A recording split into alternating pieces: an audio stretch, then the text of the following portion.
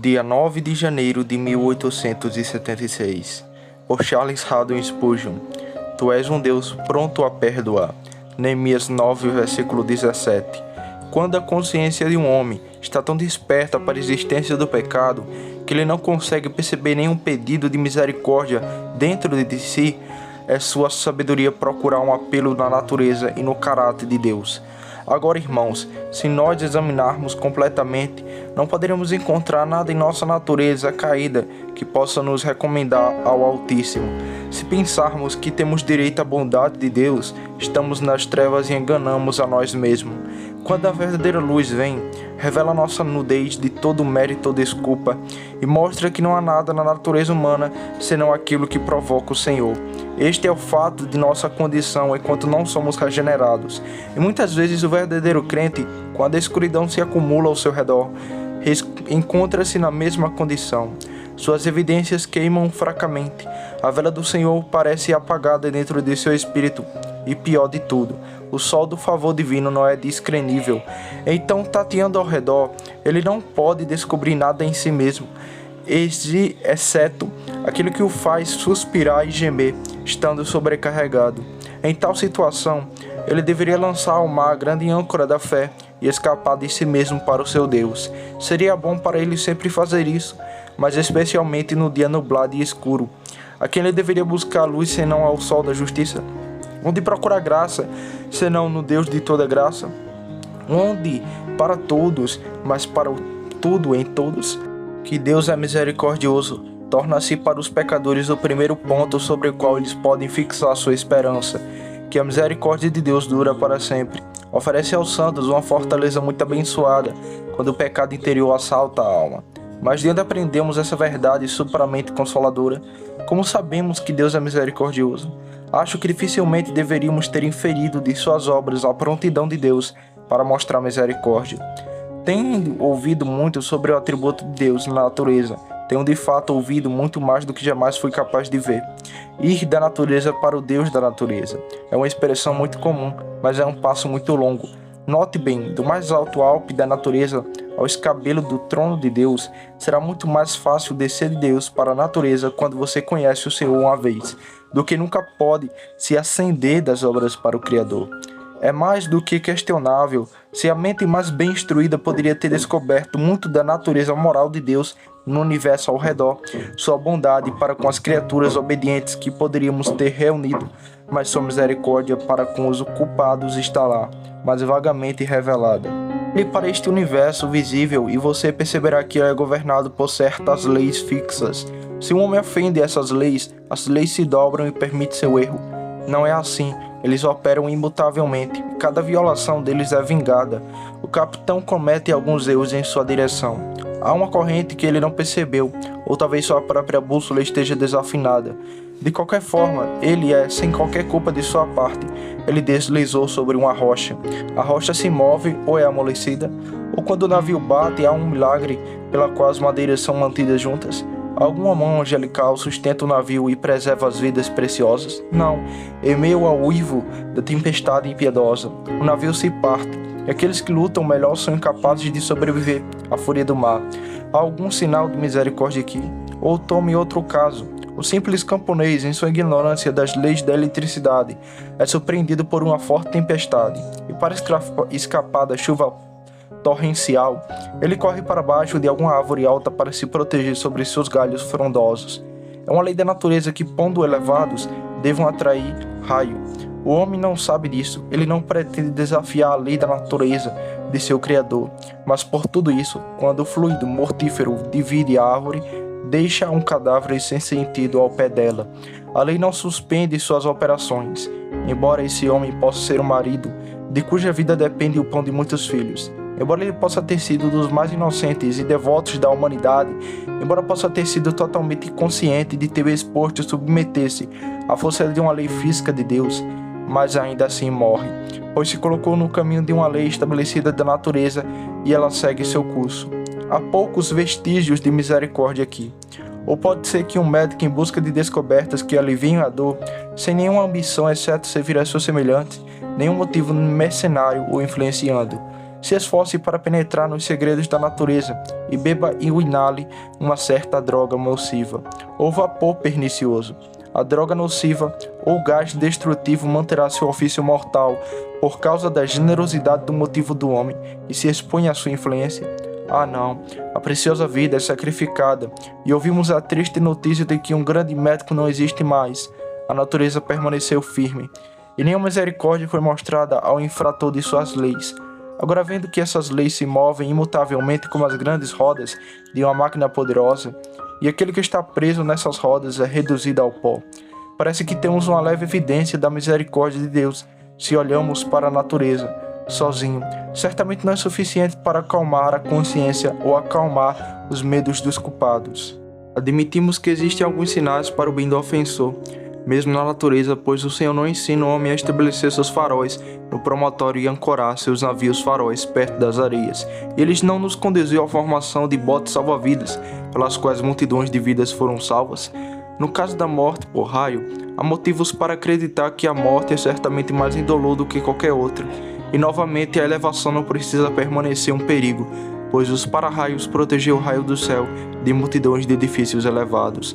No caso da maioria dos venenos, existem antídotos que salvam a vida se forem tomados com rapidez suficiente, e até mesmo o próprio veneno em certos compostos acabam sendo remédios curativos. Portanto, há vestígio do perdão de ofensas na mitigação ou remoção de penalidades, mesmo sobre a regra de ferro da lei natural. Nunca uma lei é mudada, observe você, na natureza, exceto nos poucos casos de interposições milagrosas, e no universo moral nunca uma lei é mudada, pois o céu e a terra passarão, mas nem um jota o tio da lei falhará. Ainda assim existem leis que muitas vezes neutralizam a aspereza e o poder esmagador de outras leis, e estes, como suas contrapartes no universo moral, provam que Deus é misericordioso. Mas tudo isso sendo permitido, a luz que a natureza nos oferece é sobre esse assunto mais conjectura do que certeza. Meus irmãos, vamos agradecer a Deus por não termos sido deixados a meras conjecturas sobre este ponto. Não somos deixados ao sol e à lua para nos dar luz sobre este assunto. Temos uma palavra de testemunho mais segura, de que fareis bem se prestardes atenção, como uma luz que brilha em um lugar escuro. Gostaria de chamar sua atenção para a expressão um Deus pronto a perdoar. Não um Deus que possa perdoar, nem um Deus que, mediante força, presunção e súplicas sinceras, pode por fim ser induzido a perdoar. Não alguém que, por acaso, em algum período remoto, depois de termos passado por uma longa purgação, pode manifestar uma misericórdia que agora está em segundo plano, mas um Deus pronto para perdoar, disposto, e mais do que disposto, pronto, preparado para usar outra expressão bíblica, esperar para ser gracioso. Temos um Deus que permanece como um anfitrião em um festival, está todo provido e preparado, dizendo: meus bois e cêvados estão providos, todas as coisas estão prontas, venha para as ceias. Não apenas todas as coisas estão prontas, mas o próprio Deus está pronto. Seu próprio coração e mão estão prontos para conceder perdão aos culpados que vêm diante dele. Há perdão com ele para que ele possa ser temido. Em primeiro lugar, foi notavelmente visto na história de Israel, sobre a qual habitaríamos, e em segundo lugar, é igualmente verdadeiro para o Senhor em todos os momentos, que o Espírito Santo em misericórdia nos leve a sentir o poder da misericórdia enquanto falamos sobre isso. Primeiro, então pedirei sua atenção para a história de Israel como ilustrativo singular da prontidão de Deus para perdão. Irmãos, os israelitas parecem ter sido apresentados como a figura de todo o povo de Deus. Como o pé do altar era feito dos espelhos das mulheres, o latão polido dos espelhos sendo derretido, parece-me que Israel foi planejado para ser um espelho no qual cada um de nós pode olhar e ver sua própria imagem. Tenho plena certeza de que quando falo de Israel, você perceberá que o registro fala de você e desenha seus retratos para a vida.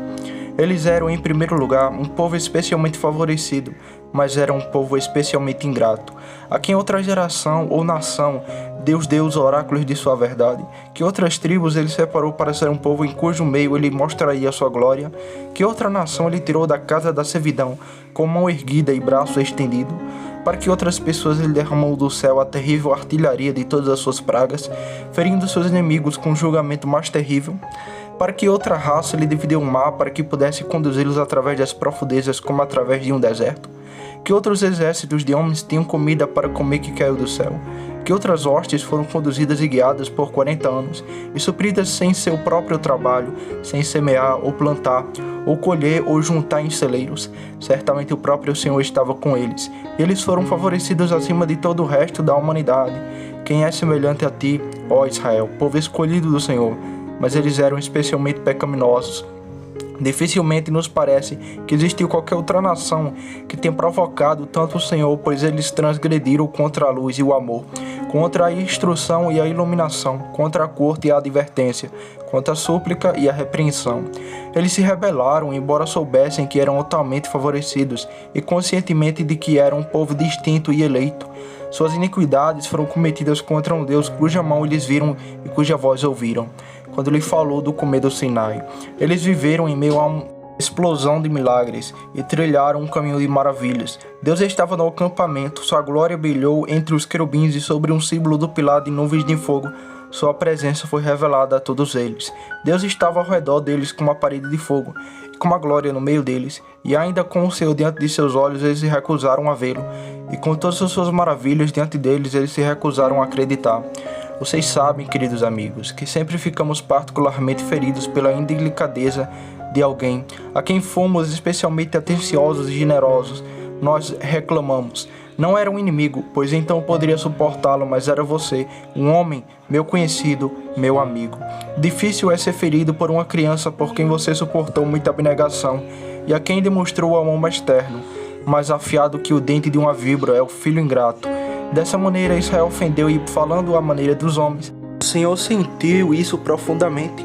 Ele ficou triste em seu coração porque sua grande bondade para com eles havia sido mal utilizada de maneira tão vil, e ele chora. Novamente, os israelitas eram absolutamente dependentes de Deus para tudo, e ainda assim eram orgulhosos. Leia no versículo 16. Eles e nossos pais agiram soberbamente. Se algum povo no mundo deveria ter sido humilde, certamente os israelitas eram eles. Eles haviam sido escravos no Egito e penhorados entre os potes em escravidão degradada, todos eles fabricantes de tijolos. Suas costas estavam esfoladas com açoite de feito de escravos. Eles gritavam sobre a opressão dolorida. O Senhor os escolheu na ignorância e degradação que sempre vem com a escravidão. Quando Ele os trouxe, eles não tinham tesouros, exceto os que haviam exercido de seus antigos mestres. Seu estoque de comida era muito escasso e eles tiveram que atravessar o deserto árido. Amarrados em fardos nos ombros, carregavam um pouco de comida, mas logo se gastava. E todos os dias tinham que receber pão fresco dos próprios fornos de Deus.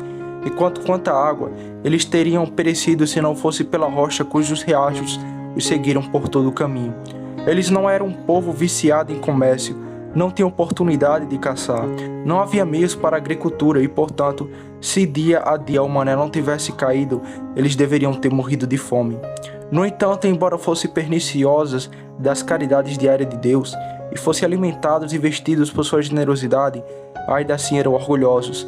Conheço alguns outros que estão na mesma condição e talvez também estejam orgulhosos, pobres e ainda orgulhosos, vivendo em esmola e ainda assim são orgulhosos.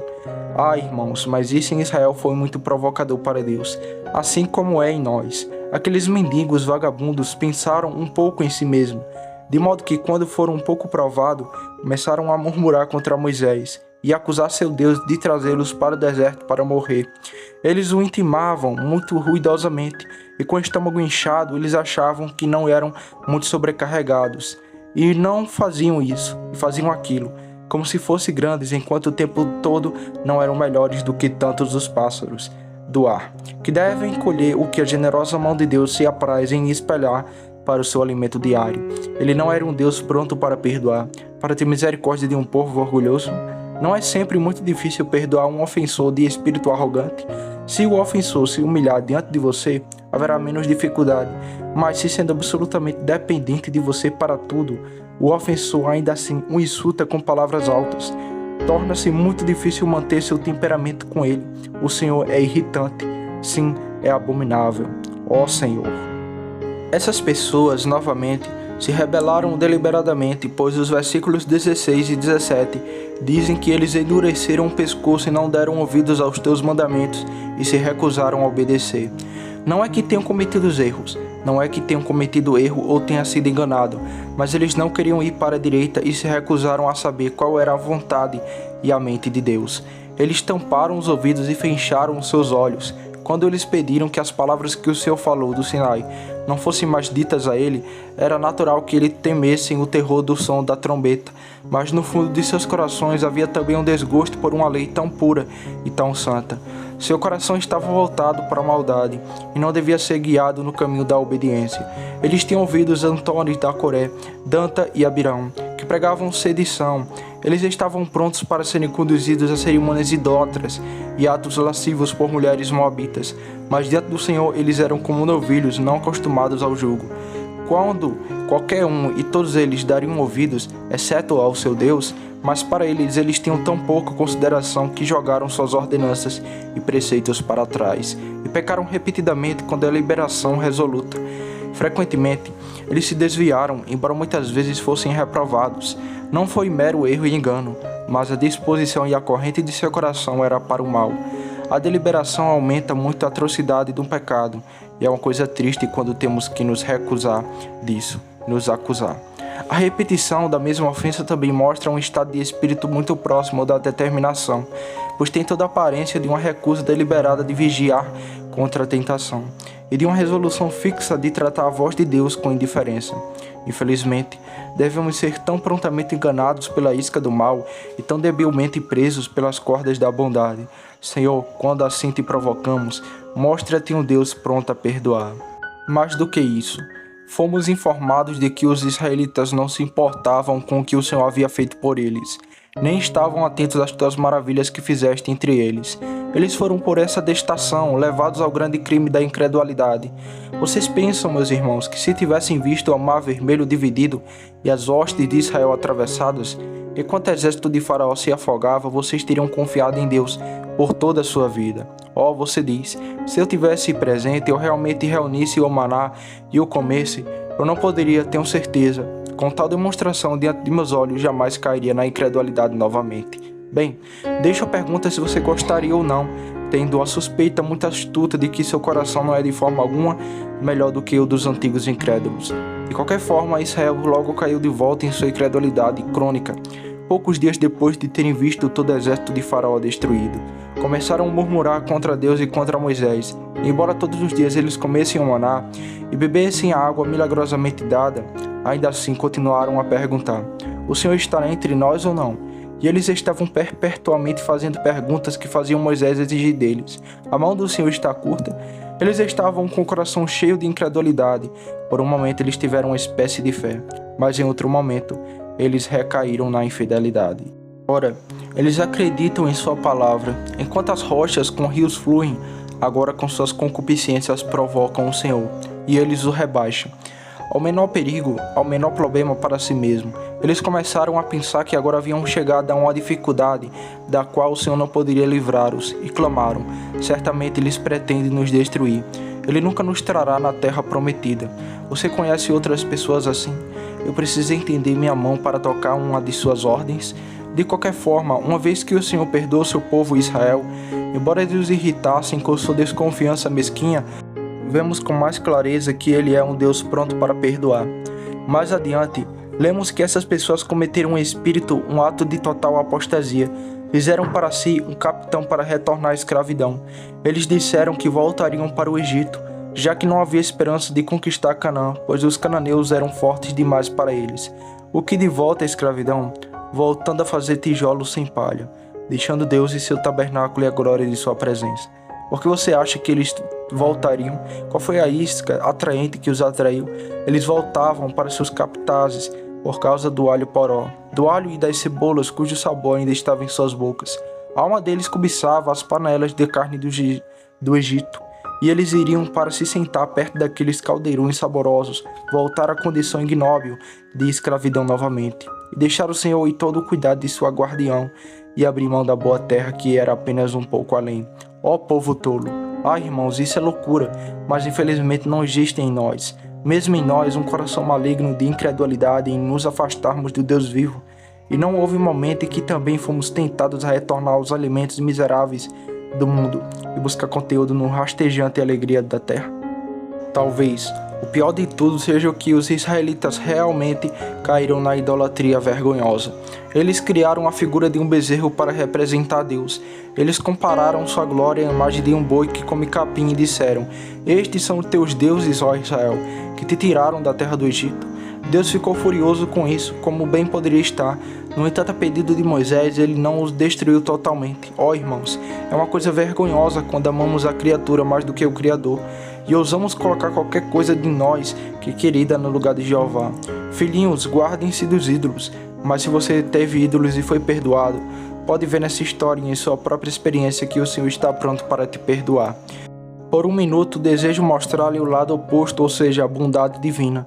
E quando Deus perdoou este povo, Ele mostrou sua prontidão para perdoar das seguintes maneiras. Primeiro, Ele continuou enquanto ele estava em todos esses pecados para guiá-lo de noite e de dia. O versículo 19 diz: "Todavia na tua multiforme misericórdia não os abandonassem no deserto. A coluna de nuvem não se apartou dele de dia, para os guiar pelo caminho, nem a lua, nem a coluna de fogo de noite, para lhe mostrar a luz e o caminho para onde devem ir." Pensem bem, naquele mesmo dia eles fizeram um bezerro. Quando o sol se pôs, o pilar de fogo ainda iluminava o acampamento. Naquela mesma hora em que eles disseram: "Faremos para nós um capitão e voltaremos ao Egito." A nuvem cobriu o acampamento e os protegeu do calor escaldante do sol. Eles pecaram sobre a sombra de uma misericórdia especial. Oh, se o Senhor tivesse dito: "Agora vou deixá-lo, não lhe darei mais orientação. Já que você não seguiria meus mandamentos, siga o caminho que quiser." Você deveria ter se perguntado: se ele os tivesse deixado desmaiar no calor do dia e tatear na escuridão da noite, você teria ficado surpreso? Mas vamos nos maravilhar ao pensar que o Senhor nos guiou como peregrinos por esta terra deserta. Ele ainda tem sido sol e sombra para nós, até hoje, apesar de todos os nossos pecados. Se ele tivesse nos abandonado, que incontáveis males nos aconteceram. Bendita seja a misericórdia que não falha. Outro fato maravilhosamente gracioso foi que ele continuou a ensiná-los. Estou mais surpreso com isso do que com o outro.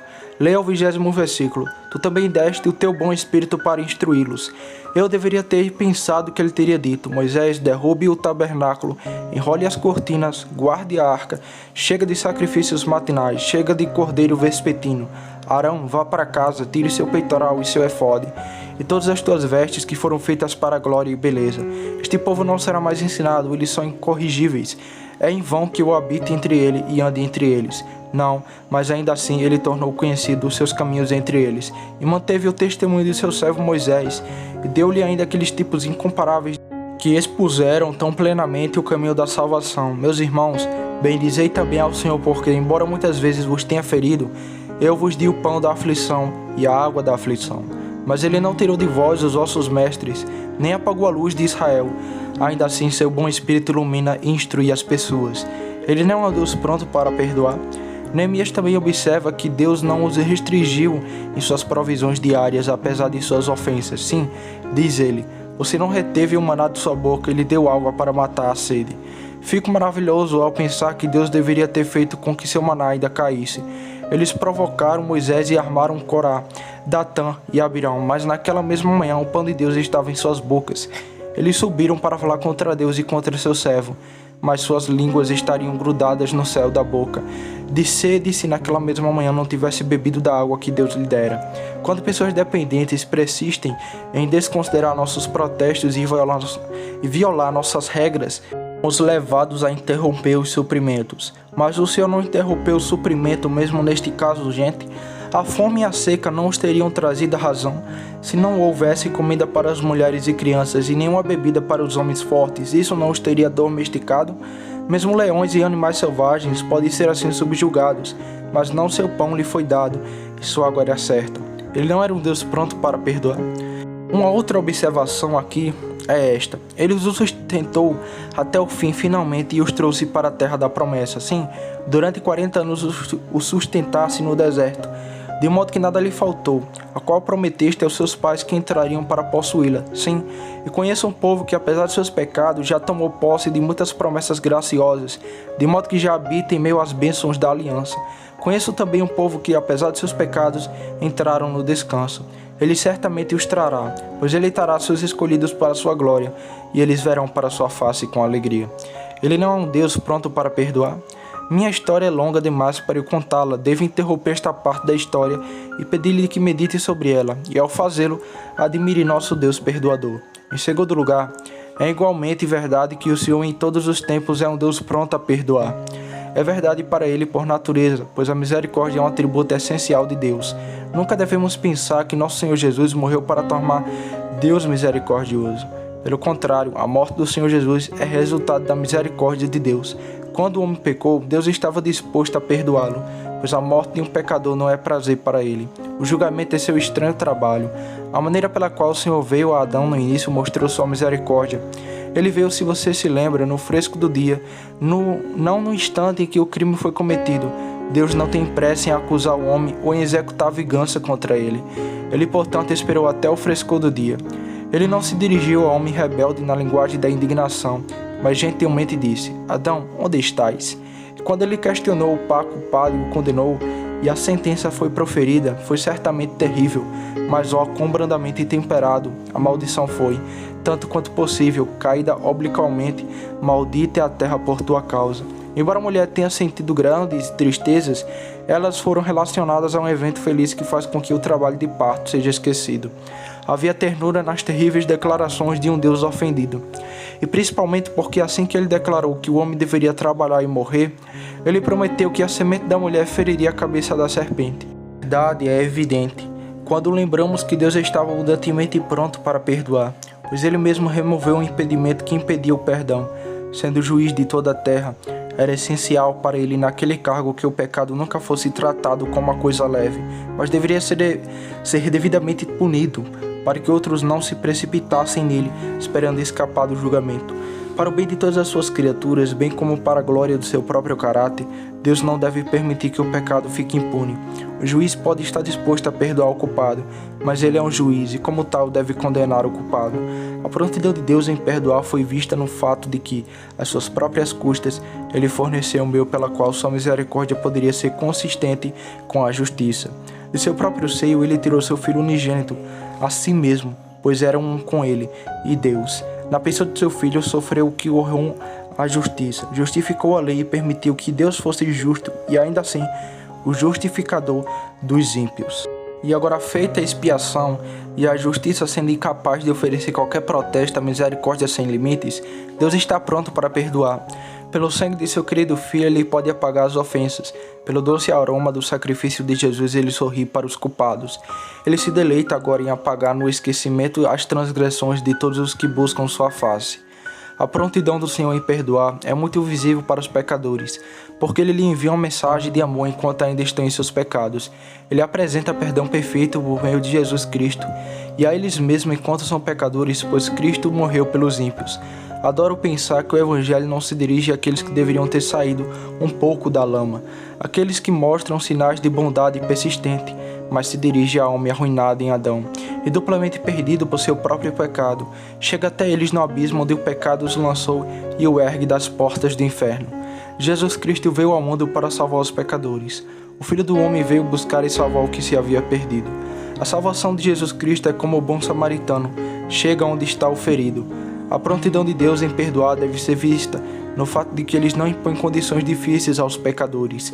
Ele não diz: perdoei se você sofrer isso ou suportar aquela penitência. Perdoarei se você realiza este ato de heroísmo ou aquele ato de consagração.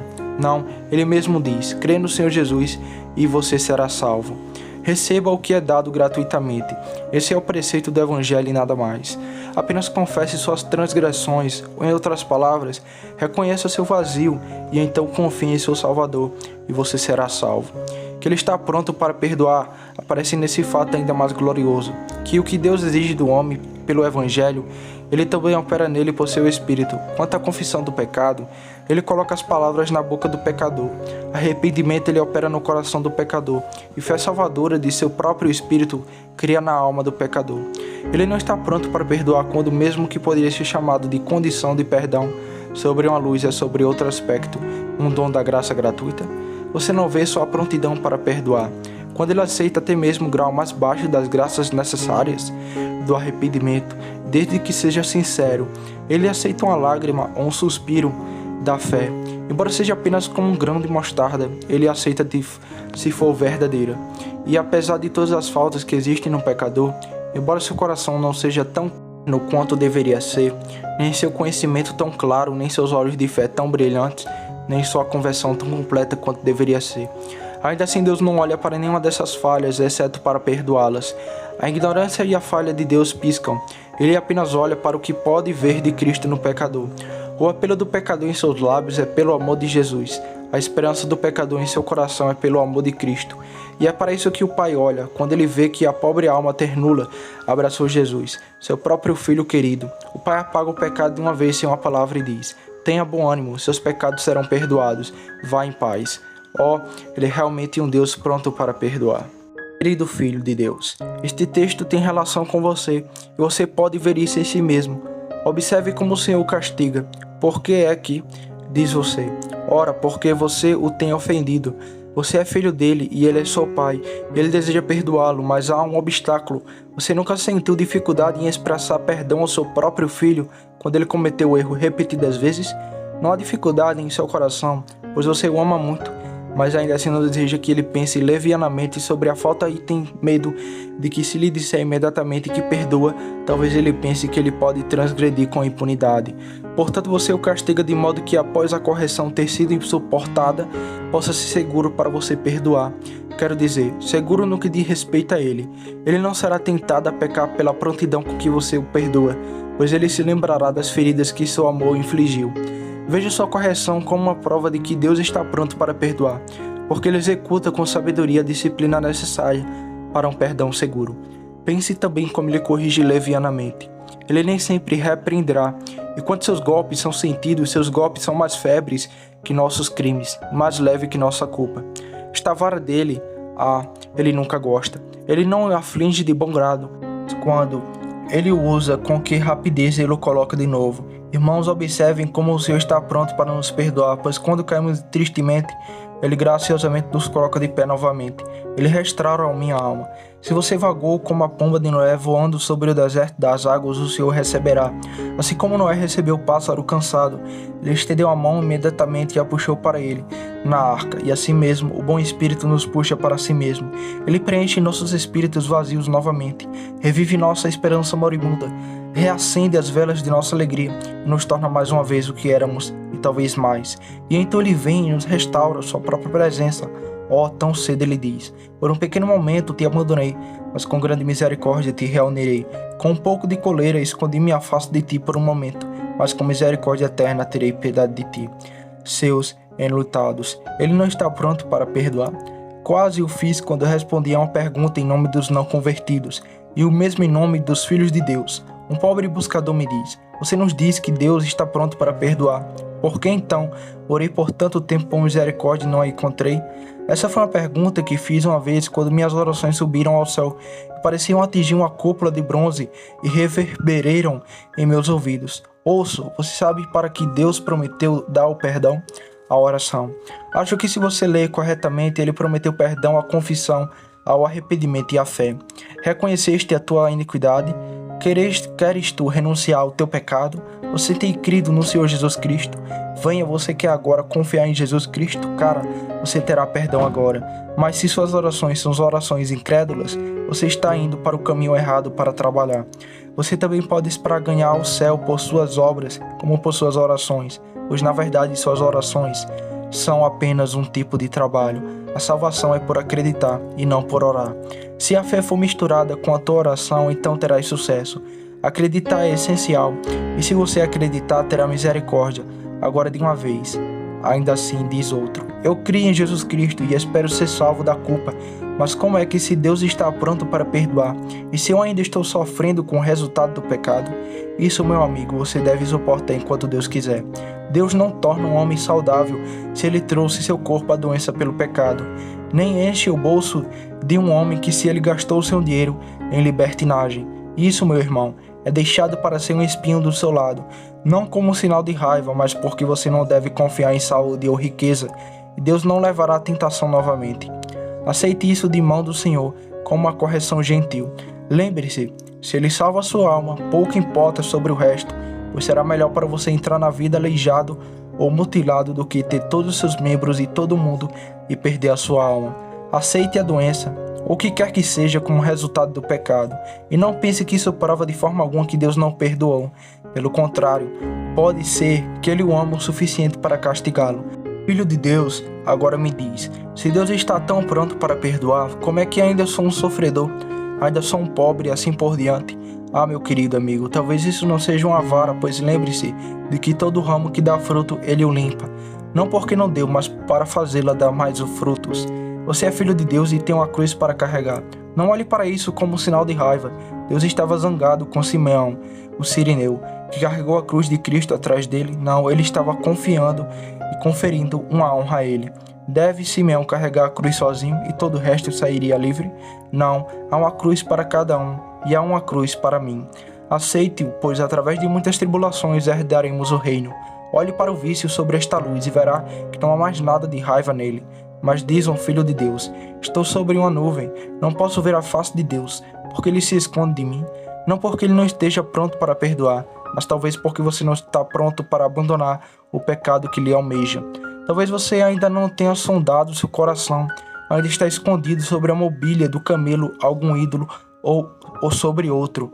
Faça Rachel se levantar e procure até mesmo nos lugares secretos. Clame, porque contendes comigo? Pois se como Davi e Jó você tem que dizer que é castigado todas as manhãs e atormentado todas as noites, há uma razão para isso. Se você andou contrário a Deus, Ele está andando contrário a você. Pegue seu Acã e apedreje-o, e então o Senhor voltará ao acampamento. Derrube o ídolo e você terá a presença de Jeová mais uma vez. Mas marque a palavra que seja qual for a sua experiência. Isso é verdade. Ele se deleita na misericórdia e é um Deus pronto para perdoar. Que o Espírito Santo abençoe esta verdade em suas almas. O amor de Jesus.